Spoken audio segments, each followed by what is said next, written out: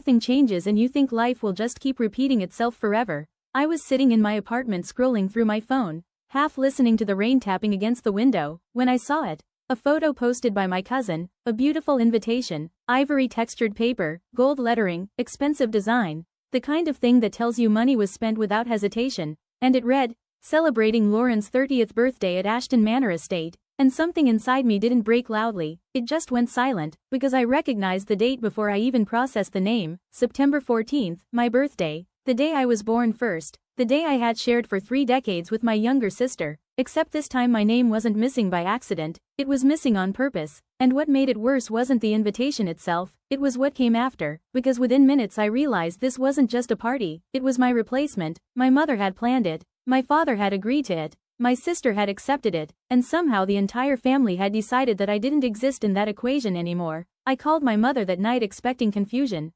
maybe even a mistake, something human I could forgive, but she answered like nothing in the world was wrong, like she was calling from a different reality where I had already accepted my role as background character, and when I asked her why my name wasn't on the invitation, she paused for only a second before saying the words that would replay in my head for days like a sentence I couldn't escape. She said, "We can only afford one celebration this year," and in that moment I understood something I had refused to understand for 33 years. It was never about money, because I knew exactly how much that venue cost. I knew about the catering, the lighting, the guest list of over 60 people. I knew my sister's dress alone cost more than my monthly rent, so no, it was never about affordability, it was about priority, and I was not on that list. I hung up the phone without crying, which surprised me later, because I expected tears, I expected anger, but instead I felt something heavier, something colder, like my entire identity had been quietly edited out of a document I had been living inside without reading, and that was the moment I decided I would stop asking for a seat at a table that had already decided I didn't belong at it, because if my family could build an entire celebration on my birthday and not even mention me, then I could build something too, something they couldn't ignore, something they would be forced to look at whether they wanted to or not. And I didn't know it yet, but that decision would unravel everything my family had been pretending was love. My name is Ava Collins, I am 33 years old, and I grew up believing that being understanding meant being loved. I learned early in my family that there were 2 types of attention, the kind you received by being difficult, and I was always trained to be easy. My sister Lila, on the other hand, was trained to be seen. She was the younger one, the fragile one, the gifted one, the one who needed more help, more money, more attention, more protection from life itself, and somewhere along the way that story became permanent. I was the stable daughter, the one who didn't need anything, the one who could wait, and I waited through every birthday, every holiday, every family dinner where conversations bent toward her like sunlight toward a window. I watched her open gifts while I clapped, I watched her cry and get comfort while I stayed quiet, I watched my mother introduce her with pride and introduce me with convenience. "This is Ava, she's fine, she's independent," as if independence was a personality trait and not just neglect dressed up as praise, and I convinced myself for years that this was normal, that families were simply uneven in how they distributed love, until that invitation arrived and made it impossible to pretend anymore. The days after that call felt strange, like walking through a house where all the furniture had been moved a few inches to the left, nothing obvious, but everything wrong. My mother didn't call back, my sister didn't text, and my father, who usually avoided anything emotionally complicated like it was a tax audit, sent me a short message saying, "Don't make this bigger than it is," and that sentence did something irreversible inside me, because I realized I had been shrinking my entire life so that other people wouldn't feel uncomfortable with my existence, and now even my silence was expected to behave, expected to stay small, but I didn't stay small. Instead I opened my laptop and I started planning my own birthday, not as revenge, not as competition, but as evidence, because I wanted to prove something I had never been allowed to feel, that my presence didn't require permission. I booked a restaurant, a real one, not a favor from family, not a leftover table, but a space chosen intentionally. I wrote names of people who actually knew me, not people who tolerated me, and for the first time in my life I realized something terrifying and freeing at the same time. I didn't actually need my family to celebrate me, I just needed to stop letting them define whether I was worth celebrating at all. And somewhere between silence and planning, between being erased and deciding to exist anyway, I didn't know it yet, but my sister's perfect celebration was already starting to crack, because perfection built on omission never stays perfect for long. The first sign that something underneath my family's perfect story wasn't stable didn't come from my sister or my mother, it came from someone who was never supposed to matter in our narrative at all. A cousin I barely spoke to sent me a message the next morning, nothing dramatic, just a simple, "Hey, Did you get your invite yet?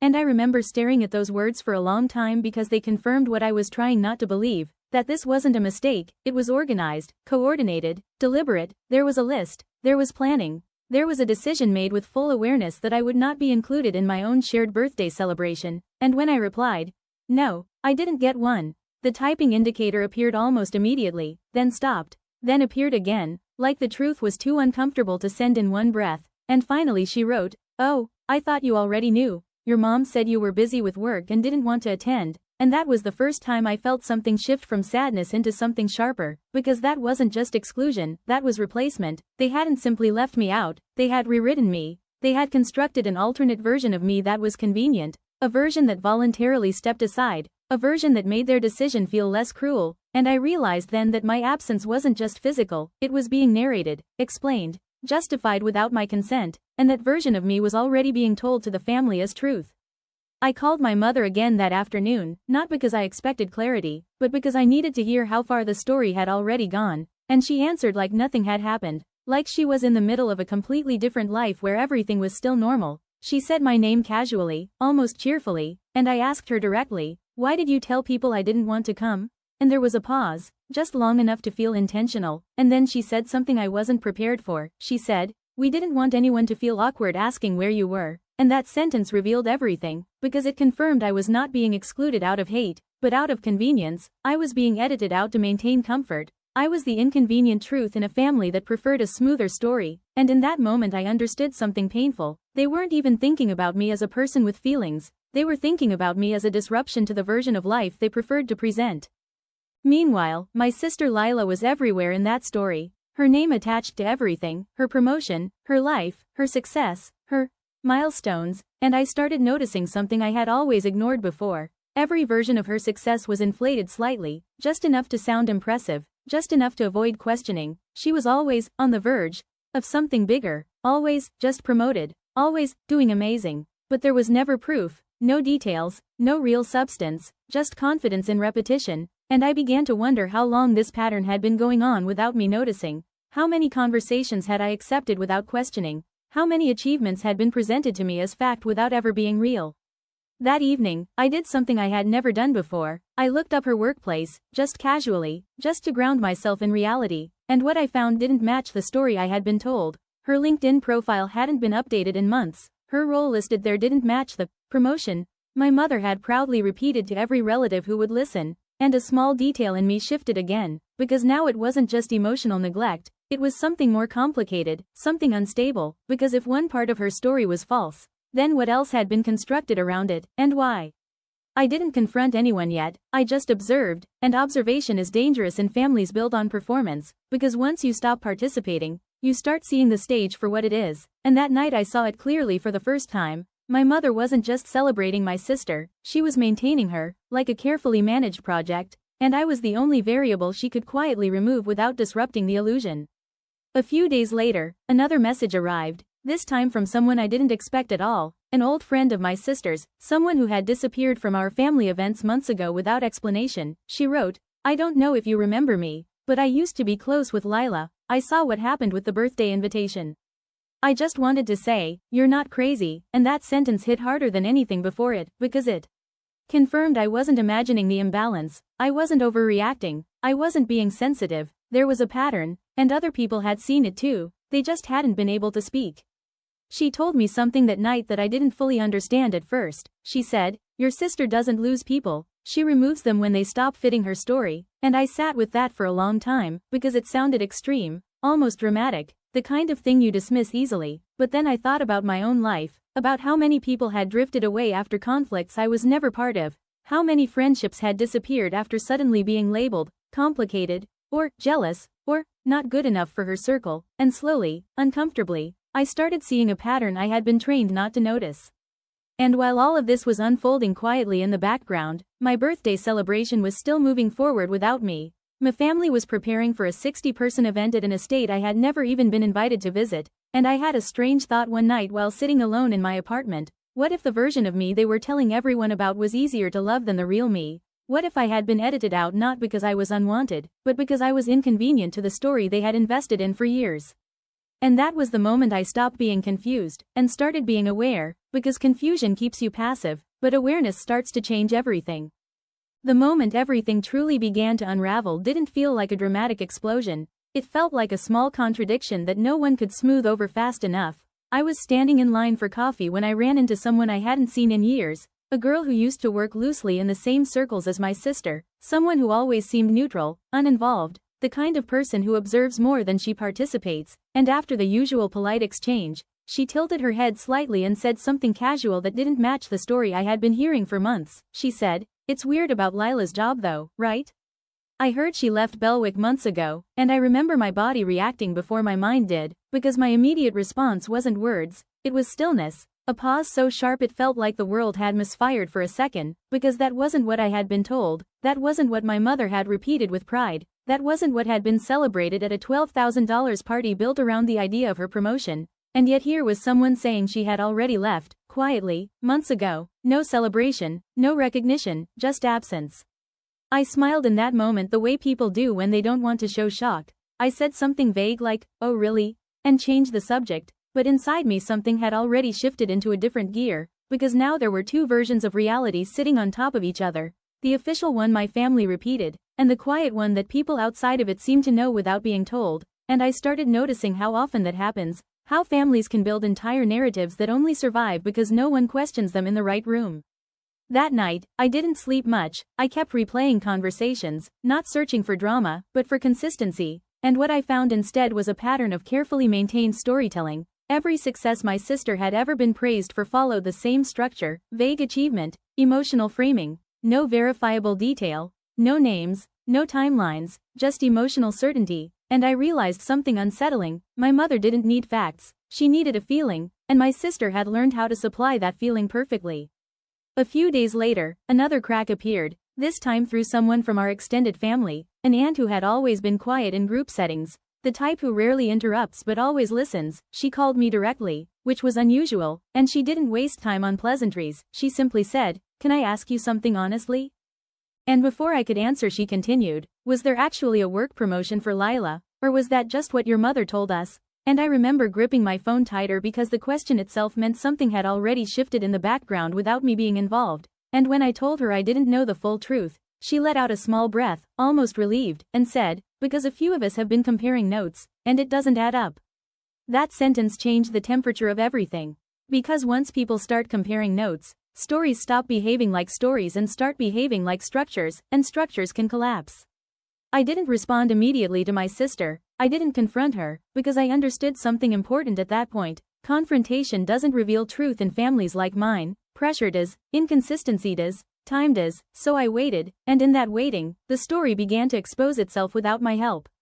My mother called me that weekend, unusually late, her voice carefully controlled in a way I recognized as preparation rather than sincerity, and she said, "I don't understand why people are asking questions about Lila's job," and I realized she wasn't asking me for information, she was checking if I had started noticing what she was trying to contain, and I responded carefully, not accusing, just direct. I said, "Because they're not getting the same answers," and there was a silence so long it almost felt like the call dropped, and then she said, "Some people are just jealous when someone is doing well," and I knew in that moment that she still wasn't ready to see the fracture, because acknowledging it would mean acknowledging she had built part of it.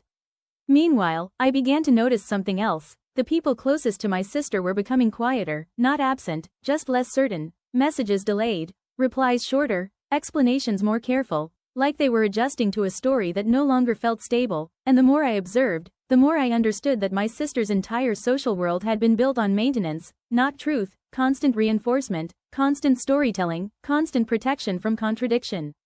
Then came the message that changed everything from personal suspicion to undeniable exposure. It was from someone I didn't expect, not a relative, not a friend, but someone who had actually worked with her, a former colleague, and it was simple, almost clinical in tone, no emotion, just facts she could no longer carry alone. She wrote, "I don't know how involved you are in your sister's personal situation, but she was let go months ago from Belwick for performance issues and misrepresentation of campaign results," and I read that line 3 times because it didn't feel like gossip, it felt like documentation. And then she added something that made my stomach drop slightly, "I think your family still believes she was promoted," which is not true. Not confusion, not misunderstanding, a false belief being maintained. And suddenly everything clicked into place with uncomfortable clarity: the party, the invitation, the celebration, the expensive venue, the proud speeches, the carefully repeated story. None of it was built on achievement, it was built on preservation. My sister wasn't being celebrated for success, she was being protected from collapse. And I was never meant to be part of that narrative because I would have asked the wrong questions. That night, I sat alone in my apartment and realized something I hadn't allowed myself to think before. This wasn't just favoritism, this was architecture, an entire family system designed to maintain one version of a person at any cost, and anyone who threatened that structure, even accidentally, even silently, had to be removed or rewritten. And for the first time, I stopped feeling like I was outside the story. And started realizing I had been written out of it on purpose.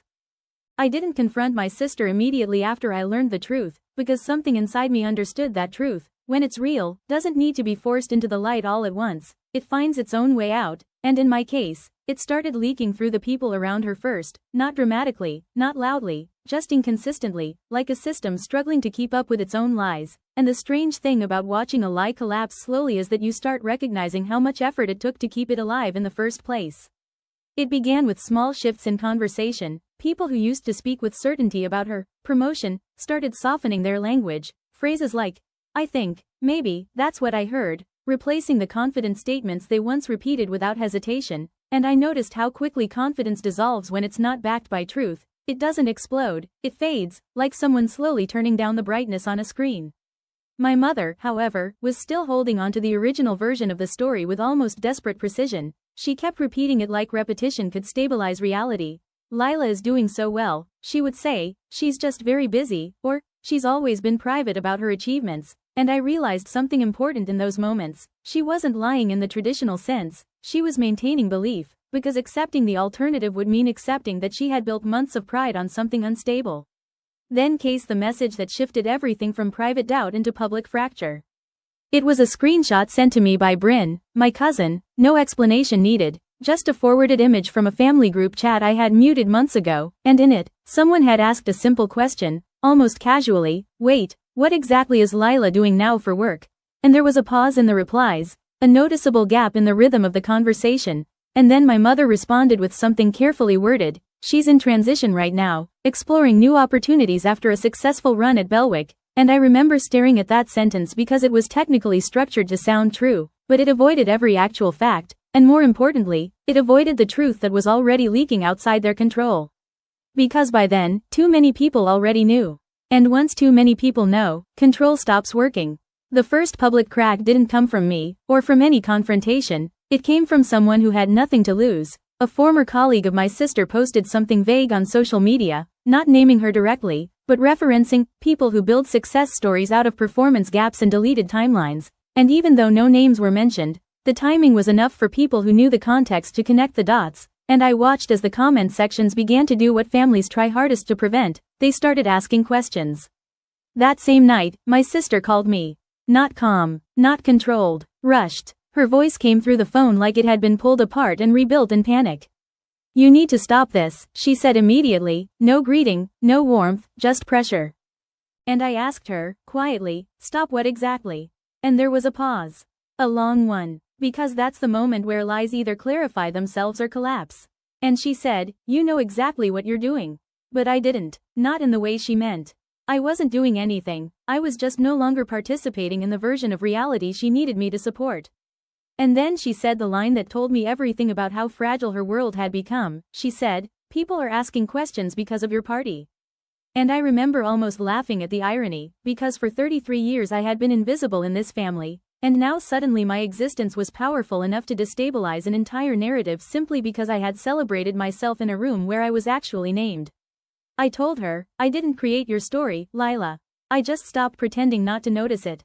And she went silent again, but this time it wasn't confusion, it was recognition. Because she knew exactly what I meant. The next morning, my mother called, and her voice was different this time, not warm, not rehearsed, not defensive in the usual way. It was controlled in a way that suggested damage control was already in motion, and she said, "You've caused a lot of unnecessary attention." And I asked her, "By doing what?" And she replied, "By inviting people who don't understand the full situation." And that's when I realized the family system wasn't just built on favoritism, it was built on controlled information. and I had accidentally introduced uncontrolled truth into it. Meanwhile, the rest of the family was starting to split into two quiet groups, those who still maintained the official version of my sister's success, and those who had started noticing inconsistencies but didn't yet feel safe naming them, and in that gap between certainty and doubt, something very unstable forms: curiosity. And curiosity spreads faster than control.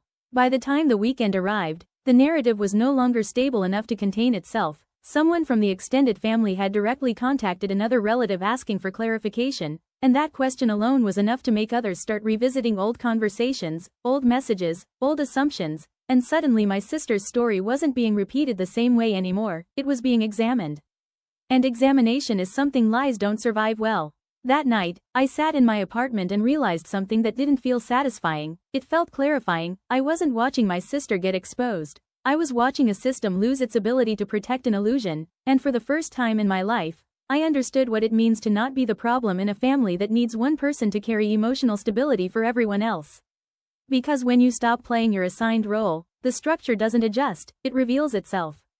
And mine was finally revealing everything. By the time everything reached its breaking point, it didn't feel like a dramatic event, it felt like pressure that had been building for years finally finding the smallest crack to escape through, and that crack wasn't a confrontation or a confession, it was silence from my sister after a message she couldn't answer without exposing something she had spent months protecting.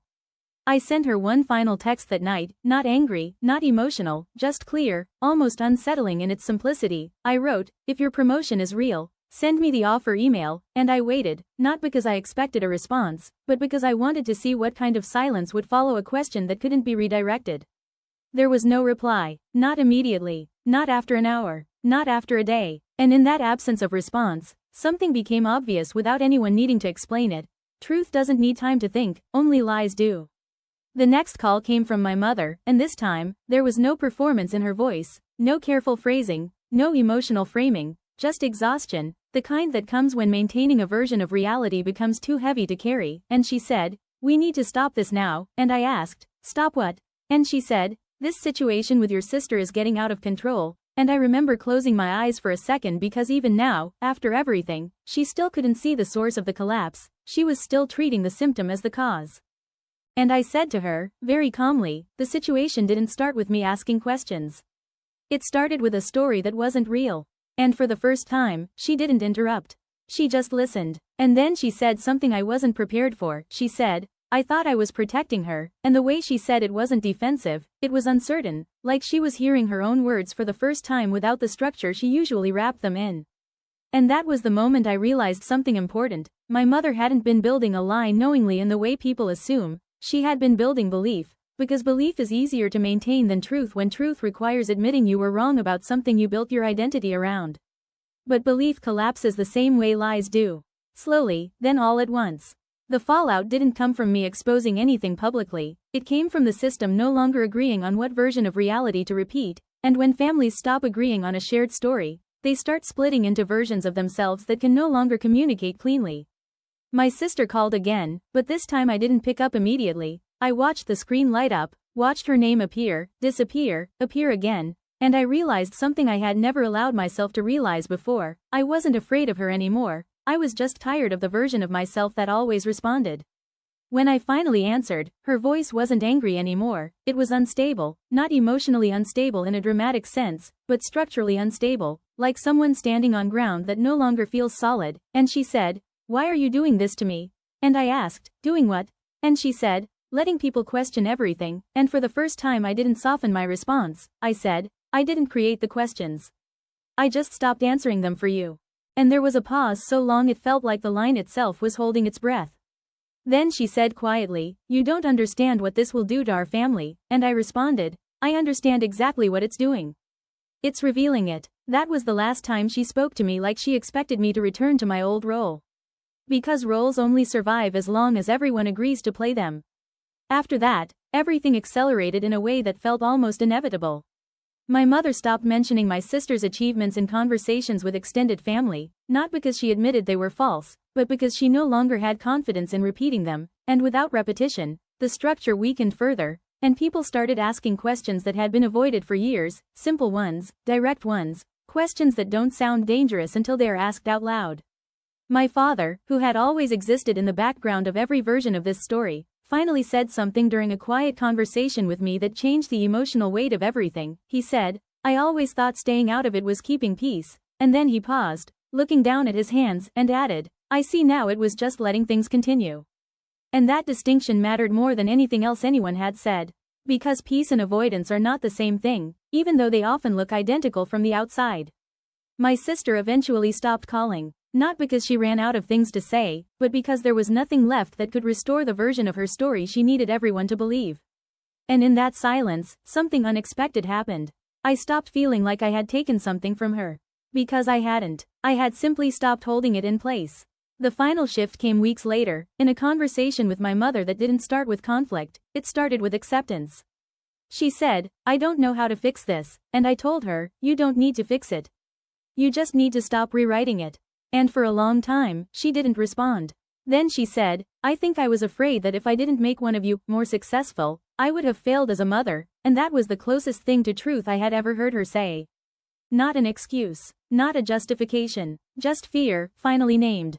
And I realized something then that changed the way I saw everything that had happened. This was never about one daughter being chosen over another in a simple emotional sense. It was about a family trying to build certainty out of insecurity, and in doing so, they had created imbalance they could no longer recognize as imbalance.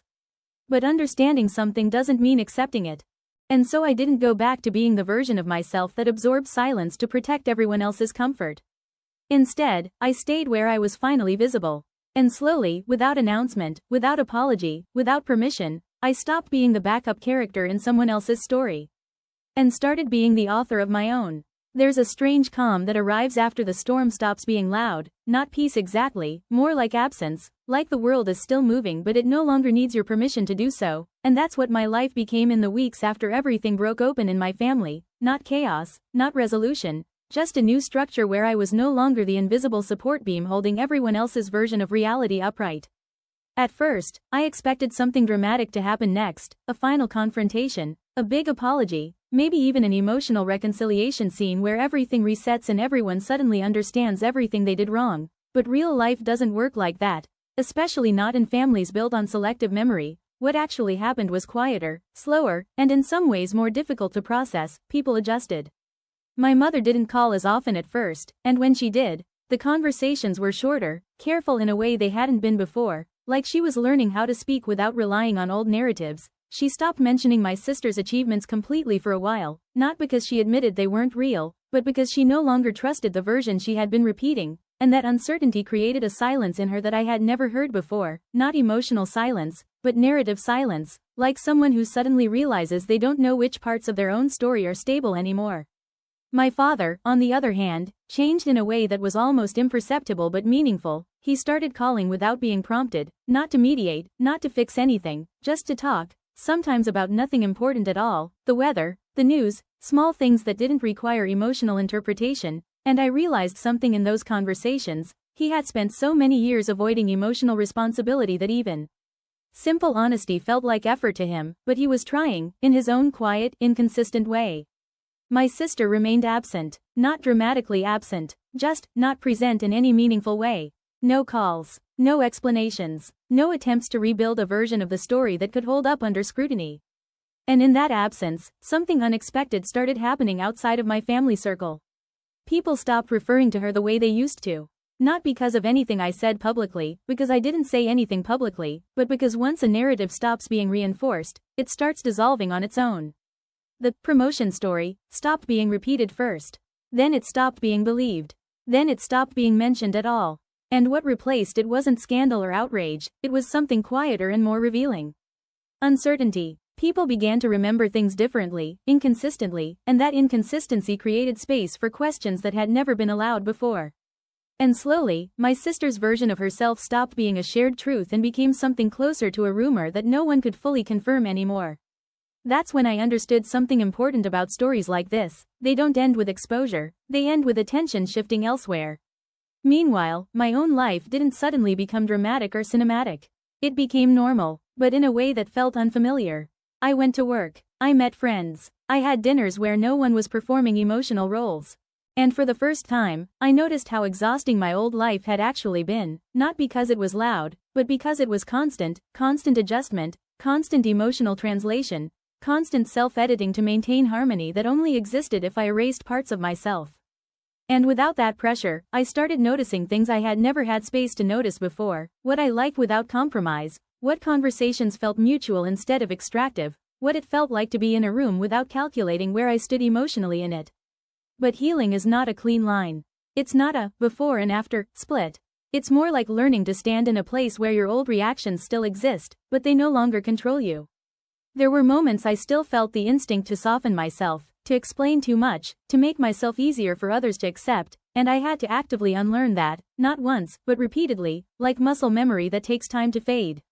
One evening, I received a message from someone in my extended family, someone who had stayed mostly neutral through everything, and she wrote something simple that stayed with me longer than I expected. She said, "It feels like we're finally meeting you for the first time." And I remember reading that sentence and realizing how accurate it was, not because I had changed into someone new, but because I had stopped filtering myself through someone else's expectations. My sister's story never had a dramatic ending, no public apology, no final confrontation scene where everything is resolved neatly, because real stories rarely offer that kind of closure. What actually happened was quieter. She stopped being the center of the narrative. And when that happened, the structure around her stopped needing to protect her image at all costs. And once protection stops, truth doesn't arrive like a weapon. It arrives like gravity. Months later, I sat alone at my kitchen table on a Sunday morning, coffee in hand, sunlight falling across the floor in a way that made everything feel still but not empty, and I realized something I hadn't been able to understand before this entire experience began. I had spent most of my life waiting for recognition from people who were never going to give it in a way that felt complete, not because I didn't deserve it, but because the system I was in was never designed to distribute it evenly. And once I understood that, I stopped asking the system to change. I changed where I stood inside it. I didn't become louder. I didn't become colder. I didn't become someone else entirely. I just stopped disappearing to make other people comfortable.